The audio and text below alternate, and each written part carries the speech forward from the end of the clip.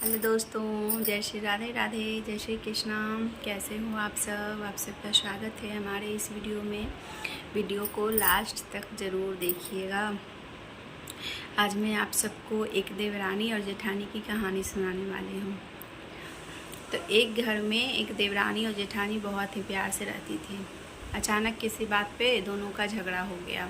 दोनों ने कहा कि अब एक दूसरे से बात नहीं करेंगे और जेठानी उठकर अपने कमरे में चली गई और उसने कमरे का दरवाज़ा बंद कर लिया। कुछ देर के बाद कमरे पे दरवाजे पे ढकढकाने का आवाज़ आया। तो जेठानी बोली, कौन है? तो बाहर से देवरानी बोली, मैं हूँ दीदी। तो जेठानी बोली, क्यों आई है? अभी तो बोली थी कि बात नहीं करूँगी। तो देवरानी बोली, दीदी पहले आप दरवाज़ा तो खोलिए। तो जैसे ही जेठानी ने दरवाज़ा खोला तो देखा सामने देवरानी हाथ में चाय का कप लिए खड़ी है। बोला, दीदी आप चाय पीजिए। बोले, क्यों? अभी तो बोली थी बात नहीं करूँगी, फिर क्यों बात करने लगी? तो जेठानी से देवरानी बोली कि दीदी मैंने सोचा था कि मैं आपसे बात नहीं करूँगी, फिर मेरी माँ की बात मुझे याद आ गई।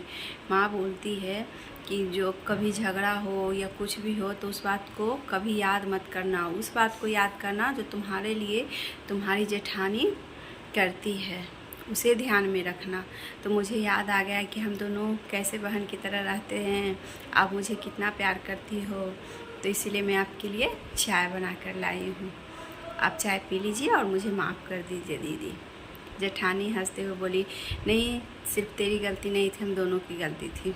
और दोनों गले से लग गई और दोनों प्यार से चाय पीने लगी। इसका मतलब यही है कि किसी भी रिश्ते में हमें अपने कड़वाहट को भुलाकर उस पल को याद करना चाहिए जिसमें हम दोनों हंसते खेलते साथ थे, हमने एक दूसरे के लिए बहुत कुछ किया है, उस बात को याद रखना चाहिए। पति और पत्नी में फ़र्क।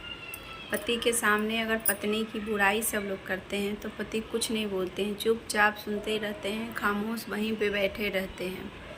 लेकिन पत्नी के सामने अगर कोई पति की बुराई करता है तो पत्नी नहीं सुनती, बिल्कुल भी नहीं सुनती है।